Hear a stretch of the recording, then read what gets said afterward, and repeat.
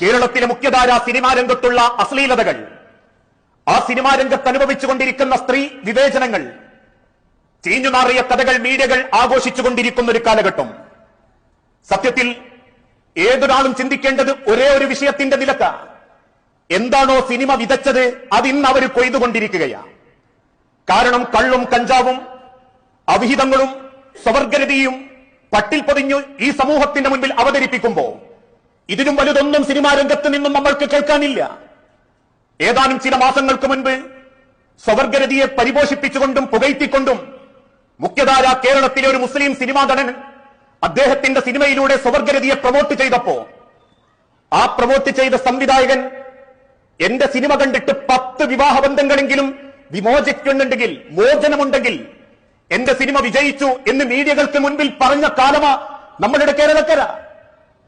ആ സിനിമ സംവിധാനം ചെയ്ത സംവിധായകനെ കേരളത്തിലെ കോഴിക്കോട് ജില്ലക്കടുത്തുള്ള ഒരു മുസ്ലിം മാനേജ്മെന്റിന്റെ സ്ഥാപനത്തിൽ ക്ഷണിച്ചിട്ട് വരണ്ട എന്ന് പറയുകയും അദ്ദേഹം സമൂഹത്തിന് കൊടുത്തത് നല്ല സന്ദേശമല്ല എന്ന് ബോധ്യപ്പെടുത്തി കൊടുത്തപ്പോ ആ സംവിധായകനെ കൊണ്ടുവരാനും കൊണ്ടുവന്നിട്ടില്ലെങ്കിൽ ആ സ്ഥാപനത്തെ കല്ലെറിയാനും കേരളത്തിലെ ഒരു യുവജന രാഷ്ട്രീയ പ്രസ്ഥാനം തയ്യാറായി എന്നുള്ളതും ഇതിനോട് ചേർത്ത് നമ്മൾ വായിക്കേണ്ടതുണ്ട്.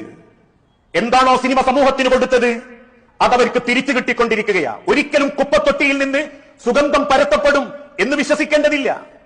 ഇതൊക്കെ കേൾക്കുമ്പം ചിലർ ന്യായീകരിക്കാറുണ്ട്. സിനിമയിലും നല്ലതില്ലേ, നല്ല ചില സന്ദേശങ്ങൾ സിനിമ കൊടുക്കാറില്ലേ, ഏതൊക്കെയോ ചില മോശങ്ങളുണ്ടെങ്കിലും ചില സിനിമകളൊക്കെ ആവേശമല്ലേ എന്ന് പറയുന്നവരോട് ഉലമാക്കൾ കൊടുക്കുന്ന ഒരു മറുപടിയുണ്ട്. തമാശക്കാണെങ്കിലും ചിലർ പറയാറില്ലേ, കള്ളു കുടിക്കുന്നവർക്ക് അവരുടെ മൂത്രത്തിൽ കല്ലുണ്ടായിക്കൊള്ളണം എന്നില്ല, അവന്റെ കല്ലിന്റെ സുക്കേട് പോകാൻ കുറച്ച് ബ്രാൻഡിയോ കുറച്ച് മദ്യമോ കുടിച്ചാൽ മതി. അതുകൊണ്ട് നമ്മൾ പറയുകയാ മദ്യം അത്ര കുഴപ്പമുള്ള കാര്യമല്ല, കല്ലൊക്കെ പോക്കാൻ നല്ല സാധനമാണെന്ന് പറയുന്നവനെ പോലെയാ സിനിമയിൽ നന്മയുണ്ട് എന്ന് വ്യാഖ്യാനിക്കുന്നവനെന്ന് ഉലമാക്കൾ ചിത്രീകരിച്ചു. നമ്മൾ ആ വിഷയത്തെ ന്യായീകരിക്കേണ്ടതില്ല, അതല്ല നമ്മളെ വിഷയം. അന്നും ഇന്നും ഇസ്ലാമിനെ കൊഞ്ഞനം കുത്താൻ ആളുകൾ ഉപയോഗിക്കുന്നത് ഇതേ സ്ത്രീ വിഷയമാണ്. മുസ്ലിമീങ്ങളിലെ സ്ത്രീകൾക്ക് പുരോഗമനമില്ല, അടച്ചിടപ്പെട്ട പർദ്ദക്കുള്ളില, അല്ലെങ്കിൽ നിക്കാബുകൾ ധരിക്കുന്നു. എന്തിനാ തലമറയ്ക്കുന്നത്? സ്ത്രീയുടെ പുരോഗമനം എന്നാൽ ചുണ്ടിൽ ലിപ്സ്റ്റിക് തേക്കലും മുഖം തെറിയ ഫേഷ്യൽ ക്രീം തേക്കലും പാറിപ്പറക്കുന്ന ബോംബിട്ട് ബോഡിയാക്കലും നെരിയാണിക്ക് മേലെ പെൻഡുടുത്ത് ജീൻസ് ഉടുപ്പിക്കലും കണങ്കാലിൽ ചരട് കെട്ടിക്കലുമാണെന്ന് വിശ്വസിക്കുന്ന മുസ്ലിം കുടുംബങ്ങളുണ്ട്.